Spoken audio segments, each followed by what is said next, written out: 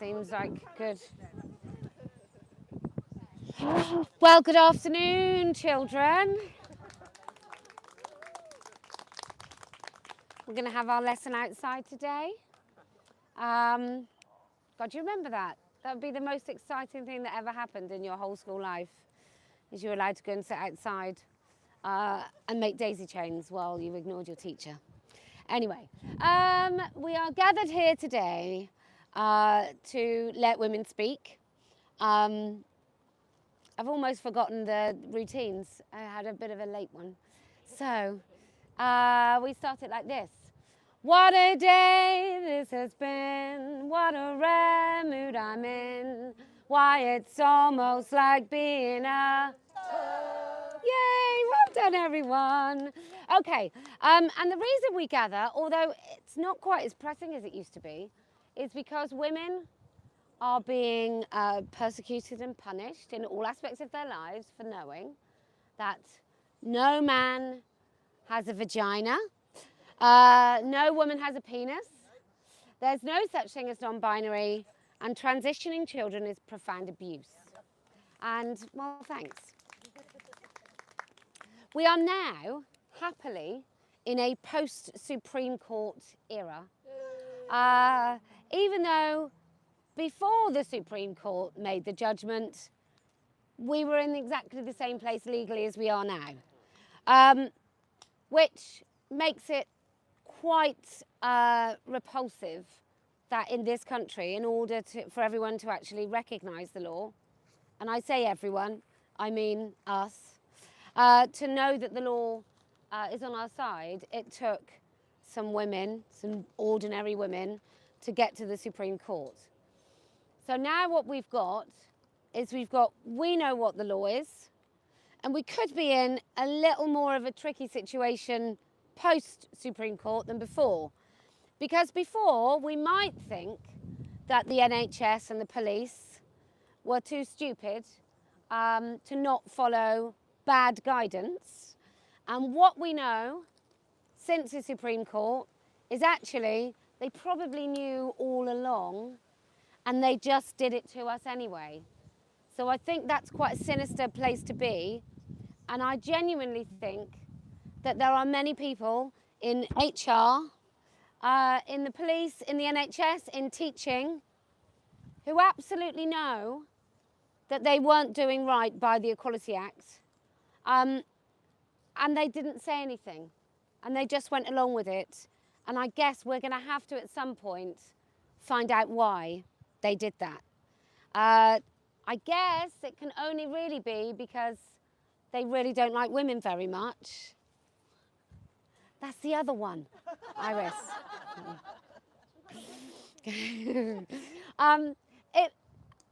I think it bears worth remembering. Is that the phrase? I'm on codeine. I know I keep telling everyone, but it really has made me quite disordered. Quite disorderly. Disordered thinking, one of those things.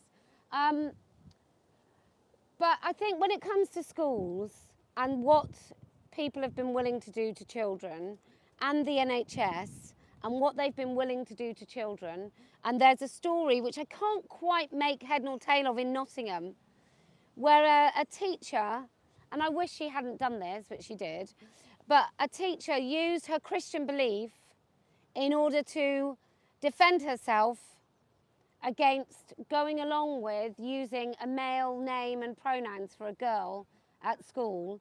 And I couldn't quite work out from the story, because it was BBC, so it was trying to not really tell you what was going on, but make out this teacher to look terrible. So they'd gone along with it, and then the teacher had accessed some sort of file, which obviously she shouldn't have done, if it wasn't what she considered grave abuse to a child. So I can't really work out what it is, but my instinct is that this teacher was trying to protect a child, and that's why she did what she did, and she's lost her job for it. But unfortunately, like I keep saying, you have to play by the rules, because if they can get you on a even a tiny, well, not really criminal, but if they can get you on anything, they will. They will use anything they can. So that's why we've always Like certainly here at Let Women Speak, we don't go, well, aside from down there, obviously, at Speaker's Corner, we don't charge into like trans activist protests and confront them, because I fundamentally think that A, they have a right to go and tell everyone all about themselves. And I think the more they do that, the better it is for all of us and the quicker this ends. And they do have a fundamental right to free speech and freedom of expression. So I think they should be able to go and have their silly little protests, and we should just leave them to it, because we're not them. We don't want to stop them doing anything except, you know, accessing all spaces and preferably just stay at home. But aside from that, I don't actually actively want to go into their protests, and I don't want to take any right away from them that is their fundamental human right to their freedom of expression. That said, like I said, I'd rather any man in a fetish just kept it at home. And I'd like to get back to that social contract where they did, because that was when we were all less repulsed and feeling like we were going to vomit in a public space. And if you are feeling a bit queasy, there was a protest of man-moob protest today in London, which we didn't go and interrupt, because why? Because nobody wants to vomit on the road in the centre of London. But can I just say to that man-moob protest, if I find you've threatened me, which I think I have, then I'm going to be reporting you to the police and having a jolly good time whilst I do it. Apparently, a man that ate his own testicles said that I should be very afraid. Me and J.K. Rowling. Now, she's got all the money, and I've got a fair bit of ovary. So I think she's got that as well, though. So yes, I believe that's quite a big public threat to be shouting in the middle of London that I should be afraid of him. And I'm just going to say to him, I genuinely am afraid of you. I genuinely am afraid of a man that chewed off his own testicles in prison after being in prison and sentenced for violent torture of someone. I genuinely am quite afraid of him. What was that? Still on licence or not? I don't know. Don't be silly. He's a violent man who committed violent crime. Is he still on licence? Of course he's not. I can't imagine. Did he say hurty words online? No, he did not. So anyway, but Let Women Speak is a movement that needs as much from you as possible, which means go and buy some incredible merch. And if you look at Iris today, she's wearing nearly all of it. With a lovely bag too. See, look, ooh, can I hear a ooh? See? So anyway, so what we've managed to do is, all of you coming here, is you've managed to create a culture in which there was a Supreme Court ruling that said, yes, we were right all along. And I think what we now need to do is drive that home. So don't rest on your laurels. Now is the time to genuinely get involved in politics. By the next elections, we want to see as many of you as possible. This year, there was quite a lot of nonsense, which I can't tell you about, but I will be able to soon. And I will be so excited to tell you all about it. But there will be a real focus on Party of Women come the next election, because we have to keep this issue alive. Now, Party of Women also looks at a woman's fundamental right to justice, which I don't think we've had over the last few years or ever. We're also going to be looking at making sure, like, grooming gangs survivors get their justice, which means criminalising anyone that turned a blind eye or was involved in the Muslim Pakistani paedophile rape and torture gangs. It also means that we are looking at how illegal migration and the placement of young men from cultures where most of the countries you and I would not travel alone, and what impact that has on the safety and just the boundaries of young girls. And we have to remember that this is on a backdrop of a be kind shit for about the last decade. So there'll be a lot of young women now who really don't know how to recognise their own boundaries and instincts when they're being warned by their bodies that something is afoot, that something is a bit dangerous for them. So I really want Party of Women to look at that, because men will look at immigration from a slightly different angle, and I think from a women's rights and safety angle, we should be looking at it a lot. Feminist organisations are, they're just absent when it comes to looking at this, because why? They would rather you be a rapist than a racist.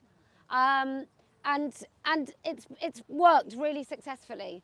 That anybody who does look at this, like Emily Maitlis said to that Rupert Lowe, I think you look at Pakistani grooming gangs because you're a racist. Like, I don't even know why that matters when the focus is girls being raped and men getting away with it and girls being passed around like objects. So these are the things that Party of Women is looking at. Everything from the lens of a female. In fact, most of my stuff is through the lens of my daughter, who is not the same lucky girl. She's not the same as me. She's quite quiet. And so I think about how would she be affected and impacted by something going on? Because I obviously would say something, and I would have no qualms about it. But we know that men and women can't. We also look at the dignity of women in any sort of care situation.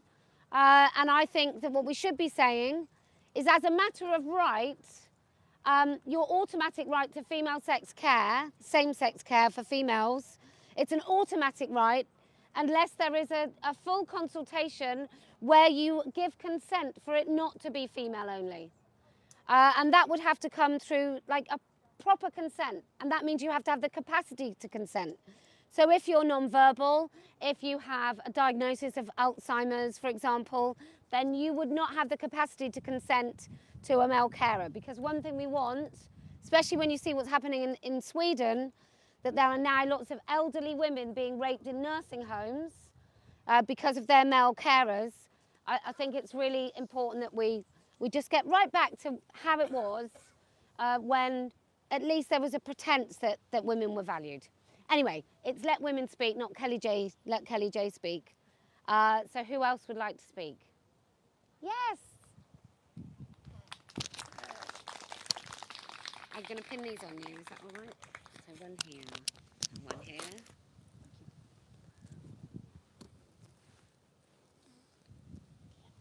Last month, reality was affirmed and a great service fulfilled for women and girls in the UK by some brave Scottish witches who stood together side by side and held the line. April was also Autism Acceptance Month. The Scottish Women's Autism Network, who go by the trendy acronym SWAN, are in a flap about the Supreme Court's judgment. Some statements from their website.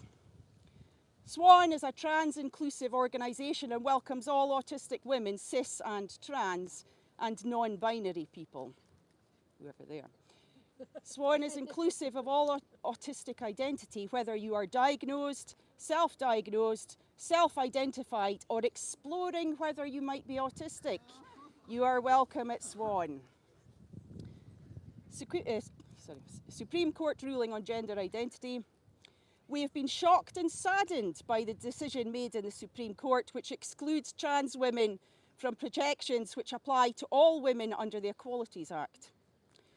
We view any ruling which seeks to define or control what a woman is, looks like, or can do as harmful to all women.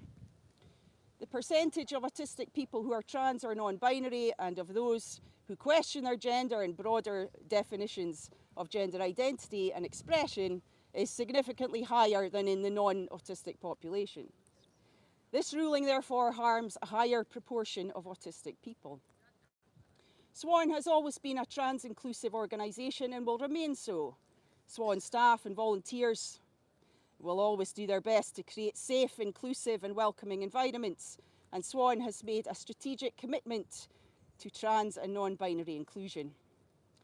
As autistic people who struggle to fit in because we are different and who are often denied the right to understand who we are and to live safely and happily as our authentic selves, we stand in solidarity with our trans siblings. We will be following the situation as it unfolds and taking proactive steps to ensure all trans women and non-binary people are able to attend SWAN groups comfortably and safely. This will include an audit of the venues we use for our in-person groups. What will this audit entail exactly? SWAN was founded in 2012 by lifelong feminist Dr. Katrina Stewart, OBE, who received an award for her outstanding advocacy for the rights of autistic women and girls. Sadly, this didn't stretch to allowing me to warn other women in our group about serious evidenced professional and safeguarding concerns I raised in relation to my legal case against a corrupt autism charity. Dr. Stewart, who has now stepped down as CEO, describes the romanticised acronym SWAN. The analogy is that the bird can appear to be gliding on the surface of life really smoothly, but is actually desperately paddling underneath just to keep afloat. This, of course, doesn't apply to those with severe low-functional ASD who have no concept of social camouflage or any ability to mask their symptoms. Also, swans can be aggressively territorial, dominating bullies who like to pick on smaller birds just for spite. Birds of a feather. Replacement CEO describes themselves as a queer and genderqueer autistic person with ADHD and an LGBTQ+ third sector background. The new improved vision for the charity outlines strategic themes such as autistic identity, mental health, life stages and transitions, and access and inclusion. Who won't be included in this progressive mission? Once it was said that ASD is always present from birth, but that has since been revised in a bid to explain the 10,000% increase. Now we are to accept that some infants born healthy and developmentally normal can suddenly and unexpectedly regress into symptoms of autism at certain stages. In the US, Secretary Kennedy has announced there will be ongoing investigations into the causes of the autism epidemic, hopefully giving the wider public answers by September. We need to have discussions about why gut-healing diets are dismissed by mainstream medicine, but gut-destroying SSRIs, so-called antidepressants, which can cause harmful side effects, dependency and permanent sexual dysfunction, are all the rage, so to speak. We need to know why boys are nearly 4 times more likely to be diagnosed with an ASD than girls, and why so many children experience mental distress, reduced IQ, and confusion on the neurological, mitochondrial, metabolic, endocrine, and autoimmune levels. We can no longer ignore the unseen severe autism, those who cannot disguise their symptoms or engage in role play or complain about their problems on social media. Those who desperately need biocompatible treatments, which privileged middle-class careerists promoting neuro-affirming care and fluffing autism as a queer and quirky identity deemed to be ableist eugenics. No one is born in the wrong body. It's what's been going into bodies that's the problem, and we will be talking about it. More to come on that later.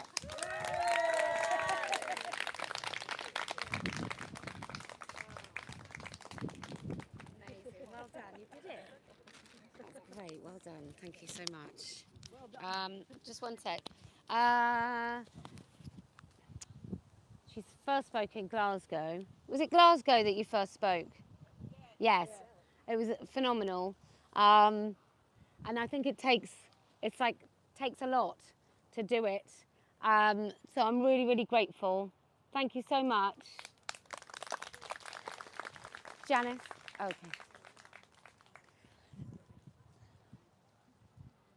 Oh, I love this little thing that we've created here. It's very nice, isn't it? It's very nice. You'll go? Yes.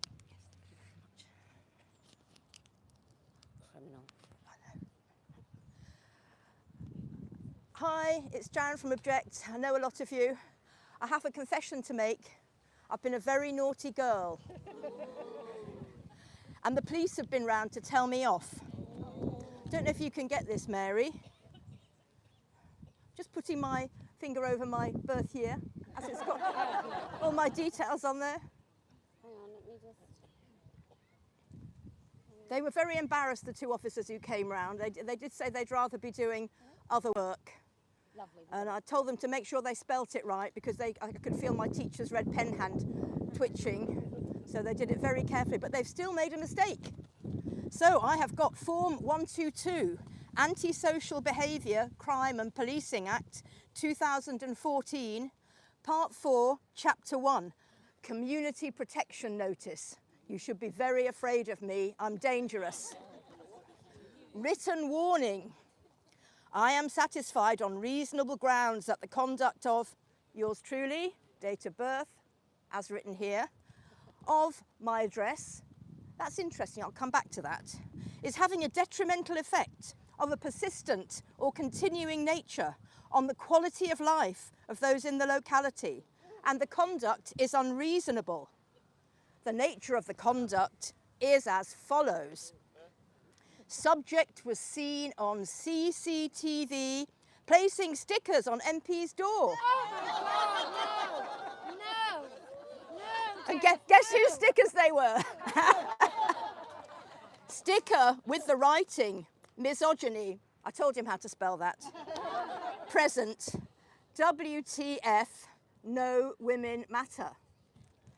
Who knew it was so exciting?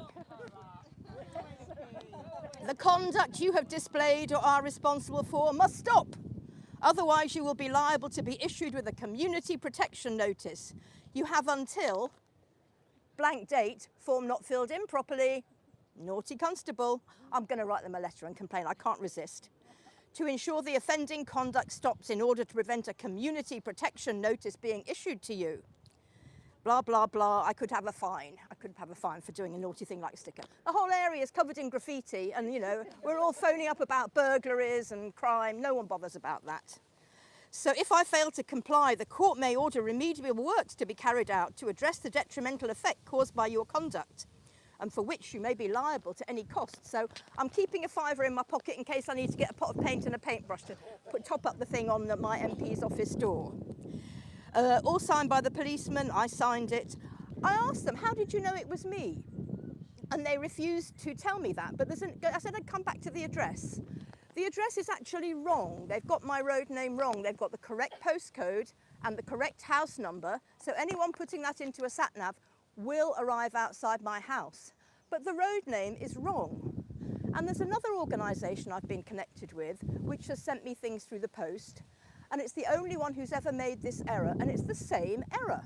Oh, Isn't that interesting? So to me, clearly there's some kind of anti-turf network, and the police, the local police, are so desperate for information that they're turning to little tiny organisations like the Kenwood Ladies Pond Association to try and hunt down evil turfs like us. So, who knew? And the thing is, the Kenwood Ladies Pond area is not even policed by our normal police. It's got its own special police. So not only are they not chasing up any criminals, not only are they issuing stupid notices to little old ladies like me, who have never even had an unpaid parking ticket, I tell you, they are also wasting time trying to work out who they were so they can come round and do this, so they don't have to do any real police work. So, you have been warned. I might have to put my sticker somewhere else in future, because I'd hate to get a £20,000 fine, but speechless. I'm sure you are too. Absolutely speechless. Thank you very much. thank you.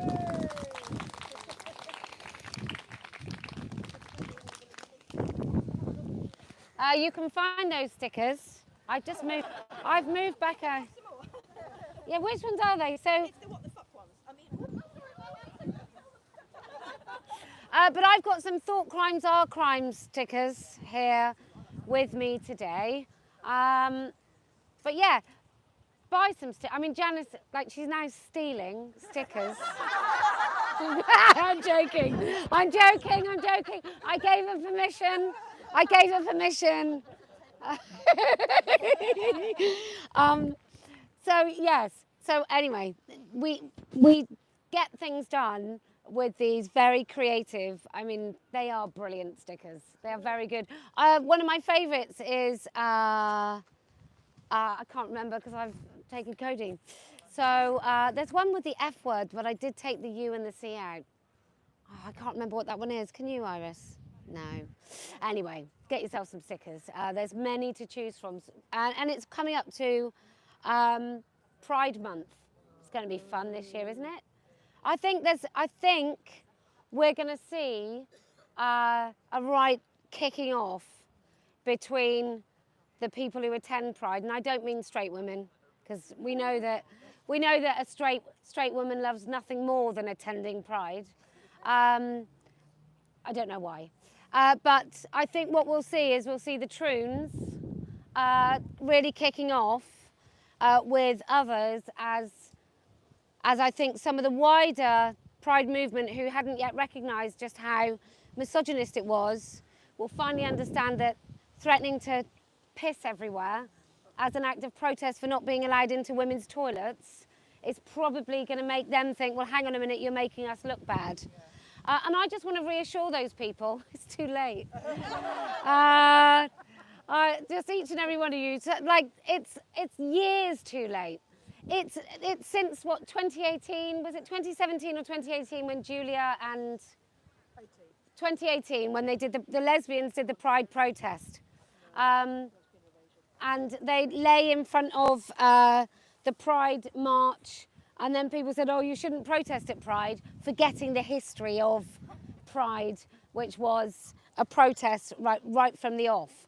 But yeah, I think if you didn't notice then that Pride was willing to throw lesbians under a bus, a glittery, stiletto, porn-sick bus, if you didn't know that that was happening then, I think maybe now, 7 years later, maybe you've caught up a little bit.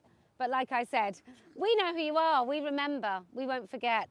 You're welcome to apologise and come back into the fold, but you better apologise. You better have some sort of contrition, because I think just sort of saying, well, I always said that I supported lesbians. Really? Did you really? I don't think you did. And I'm watching politicians do that at the moment. And it's a really clever thing. So when you're watching a politician say something, even a politician you like, if they say this, I really support women's rights. You know, I've always been a feminist. And I just want protections for trans people. So what that person can do then, months later, is they can say, well, I've always said I supported women's rights, right? And they've got that in the bag. They have always said it. Or they can say, if they're being interviewed by Penis News, they can say, I've always said I want protections for trans people. And they're right, they have said it. But they've said both things at the same time all the time, which is, I would imagine, is something out of sort of Putin's political technician's playbook, to be honest. This ability to say, well, to say many things and say absolutely nothing solid at all. So just be warned. I mean, that's what's coming, isn't it? That's what's trans rights, women's rights. I've always said I like women's rights. And she has. But she always used to say that a woman can have a penis as well. So therefore, no woman had women's rights if a man can have women's rights. They're just rights. In fact, they're not rights. They're just nothing. They're just silly things to say. So also one thing that we're looking at with Let Women Speak is what you can do in councils. And I know there are some women here that have already done things in their councils. So this is when you can just start making a nuisance of yourself. That's what I want. I want people in councils to know that a woman's coming to speak at a council who is part of Let Women Speak, and I want their hearts to sink. I want them to dread what is going to come out of this woman's mouth. And there's a whole guide, real easy guide to something called a deputation, which is when you can go and say something in council and ask a question of the council. And there's a step-by-step guide on the website on how to do that, and then share that on social media, because they're all, since COVID, councils haven't really reopened. So a lot of their stuff for you is just online, so you can't actually go in and be in the meeting. And then the final thing I'll say right now is I want you to look at schools And I think we now need to be putting pressure on schools to get gender ideology out of its curriculum entirely. And also, and I'm going to say this every time I speak, really, let me just say, the rules on toilets. Really simply, a toilet is mixed sex and only legally mixed sex if it's lockable and you can wash and dry your hands in that lockable space. Was that India, that little trip?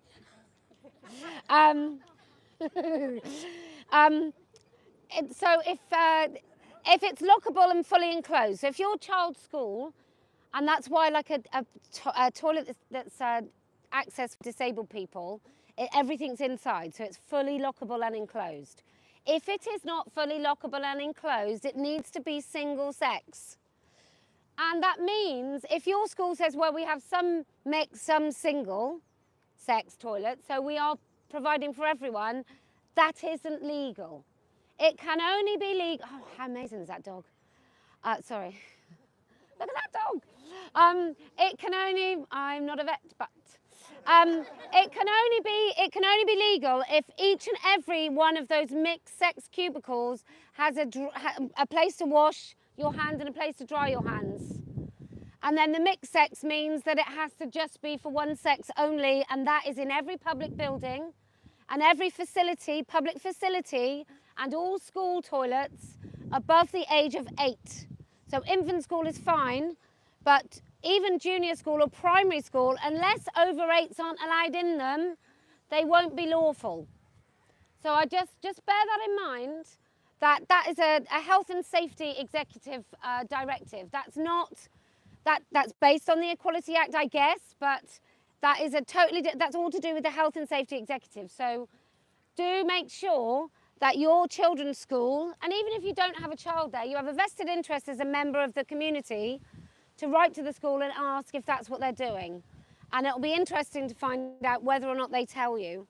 And then you have to go through the right channels, and I suggest we all do that as soon as humanly possible, and getting it right the way through to, I don't know, suing a school. And I think with the J.K. Rowling Fund, and then I promise I'll stop talking in a minute, the J.K. Rowling Fund, I think it will only need 6 massive cases where a hospital, a police force, a prison service has to pay a lot of money, and it'll be news everywhere for everybody else to buckle. That's what I think will happen. I don't think it's going to take thousands of cases. I mean, I might be wrong, but I don't think it'll take thousands of cases. But once one hospital is sued into smithereens, I think they'll all begin to crumble. And I even think with Sandy Peggy, who's just what a phenomenal woman. Yeah, let's have a clap for Sandy Peggy. The fact that she's then taking the union to task, I think, is just absolutely brilliant. Because where have these unions been, and why, more than that, why is any woman paying into a union that has refused to defend any of these women? So just stop it. The Darlington nurses, they've started their own union. It can't be that difficult. I mean, I'm not saying that they haven't done something magnificent, but I'm just saying that all of us get used to this idea that everything that needs to be done is too difficult. It's out of the realms of possibility. We can't possibly achieve that. We're just one person. And I'll remind you about Nigel Farage. Like him or loathe him, like what's happened or not, he's just one man that decided when YouTube started to go and talk about the boats coming across and why we should no longer be part of the EU. And then years later, and it took him a bloody long time, but he got it done. And I think everybody laughed at him and said it was impossible and it would never happen. And so don't think that just because you're one person or you're part of a small collective that you can't do things. But they will make it difficult, and they'll introduce processes and ways to apply to do something that make it sound like it's impossible. But as we proved with registering a political party, council elections, and then the general election, whilst they make it sort of laboriously painful, even a subpar intellectual person could do it. Like, you don't have to be very clever to do it.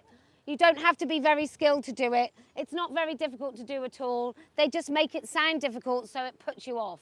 But don't be put off. Yeah, join the party of women. That's what I'm going to say. Right, who else would like to speak? Thank you. Thanks. Yes. You ready? Yeah. Okay, I'm going to pin these on you. Lovely. Hi everyone, I'm Megan. I am a homosexual adult human female. And I also have autism as well, diagnosed. I got my diagnosis in February. So I really appreciate what you said earlier. This isn't my first Let Women Speak event. I came to Liverpool, but I had to wear a mask and hide my face because I was worried that I would lose my job if I was seen. Lesbians aren't having a great time at the moment, from what little I know about them.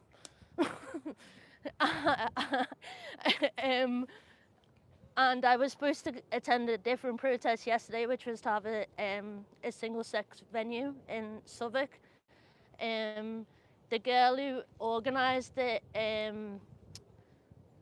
had a lesbian speed dating night, and it got cancelled because it wouldn't allow men in, basically. Men who identify as women, as lesbians. Pervs, basically.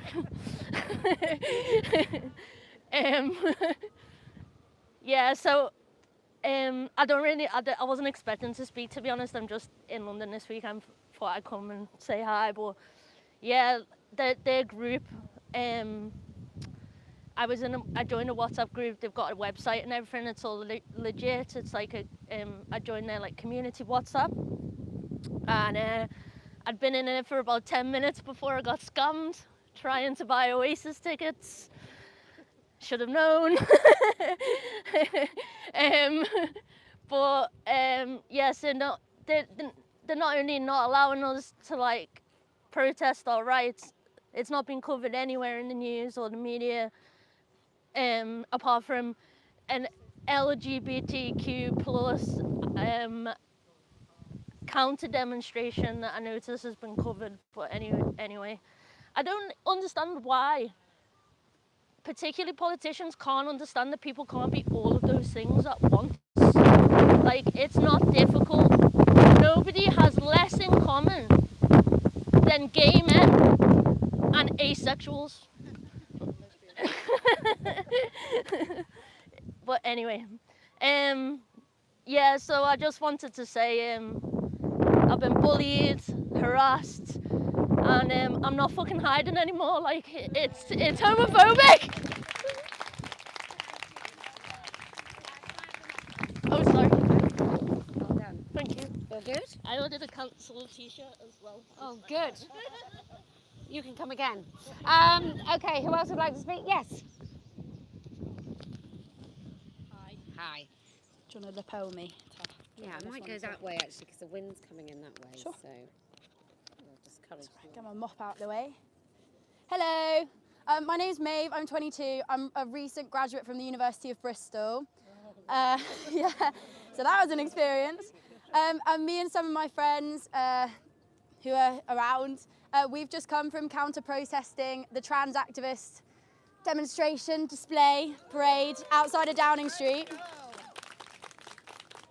Now, we were few in number, but that doesn't bother us at all, and we recognise that part of why young people, because we went as a group of young people, why young people like us are afraid to speak out is because of the fear culture that's been cultivated around this issue, especially in higher education institutions and in schools. It is hard to dissent against this as a young person, and that is very frustrating, but all that does at the end of the day is affirm to us that it's more important than ever that we do so.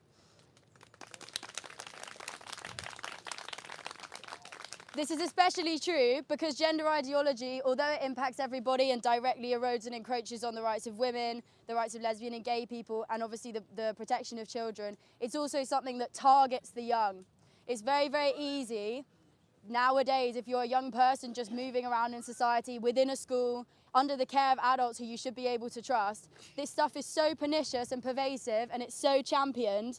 To go against it is difficult, but also for some younger people who are potentially more vulnerable for other reasons, resisting its impacts and resisting being totally drawn into it, often to really, really damaging ends, is hard. So I think it's more important than ever that young people come together and unite and basically show other young people that it's okay to reject this and rebel against it, and to allow our perception of reality to be the truthful one and to uphold that.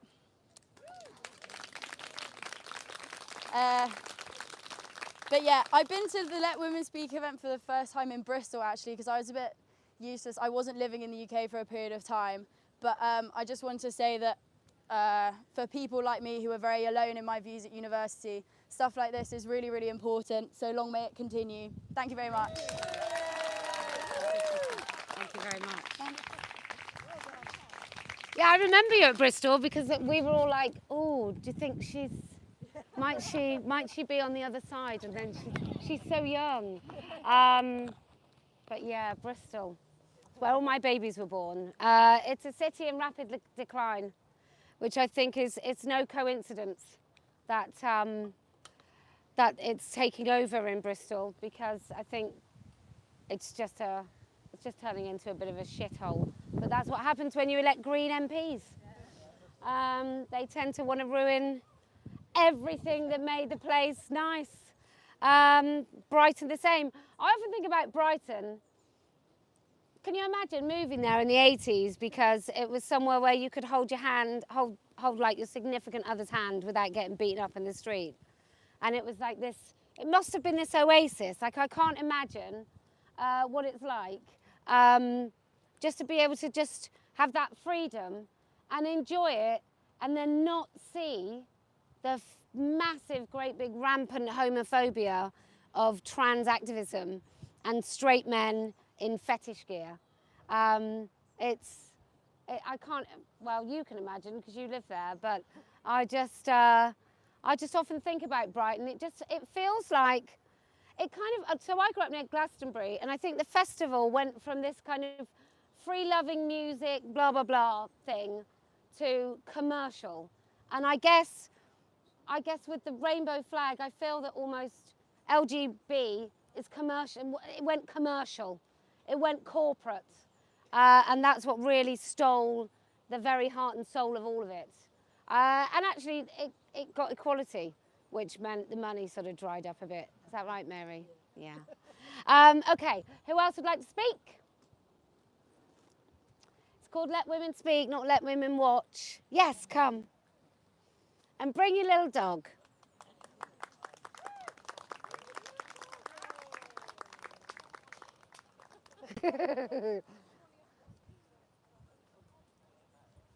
Oh, and there's Bernadette. She might be up for a rant. That was a very impressive rant. Yeah. I know, I was slightly envious. I felt that I missed an opportunity there.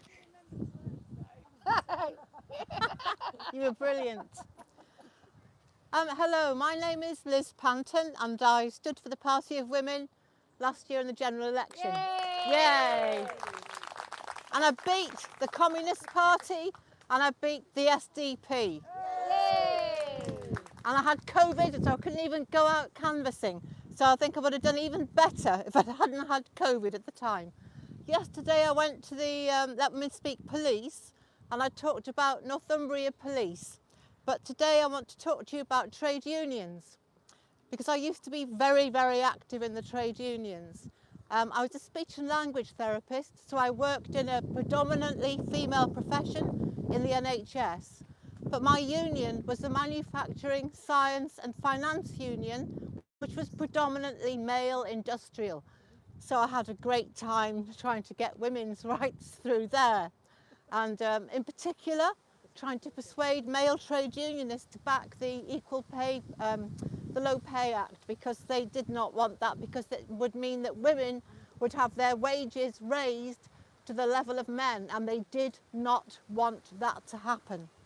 However, I was also the regional president of the northern part of the Manufacturing Science and Finance Union, which is now Unite. So I'm still a member, a retired member of Unite Union. And after the four-starter judgment, I wrote to the regional legal officer and said I was concerned that a lot of trade union members who were women did not have confidence in their trade unions to represent them in the workplace if there were issues to do with sex versus gender, such as access to toilets. Women were being bullied, and I know in the northeast there were women who were having a really bad time in the NHS and other industries, who were what we might call TERFs, who were very, very low key, but were still having a lot of problems. So I wrote to the regional legal officer and said, you will be aware, I assume, of the four-starter judgment, and you understand what that means. And I'm very concerned that women are not being properly represented and they don't have confidence in the trade unions. Are you aware as well that a union member can take the union to court under Section 57 of the Equality Act? Because that is the part of the Equality Act which prohibits trade unions and other trade organisations from discriminating against their members on the basis of a protected characteristic. So the regional legal officer wrote back to me a very lengthy legalistic letter explaining in great detail how, in his opinion, the Equality Act did not apply to trade unions. And if it did, it wouldn't be Section 57. It would be, and he tried to make it to do with associations or maybe services, and I mean, incredible convoluted legal arguments. So I just wrote back and said, look, Section 57, trade organisations, it says, for example, trade unions. This is the area that you should be concerned about, that you should, what training are you putting in place for workplace reps to understand the implications of the four-starter judgment? What briefings are you putting out? Because there are always research briefings about changes in the law.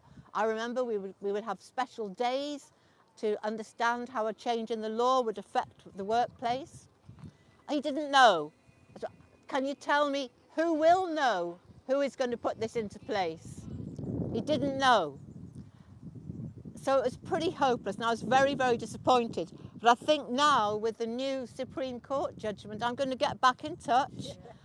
And I don't know if in my position as a retired member, whether I would be able to take the union to court, because they're not representing me. I'm no longer in the workplace. But if I can, I will do that. And if I can't, I'll certainly support any other member who wishes to take the Unite Union to court. Right. Yeah. They're all going to hear everything you say. Thank you so much. What's the time, Mary? Okay. So as a reminder, everyone. Oh, Laura, that's lovely. Oh, everyone look at Laura. Oh, that's so nice. Oh, she's got sparkly breasts. See, that, I mean, how many women's organisations do you know encourage people to look at their... just us. So at about 22, maybe a bit earlier, we will be walking down to Speaker's Corner, to the place where women are forgotten, and we'll be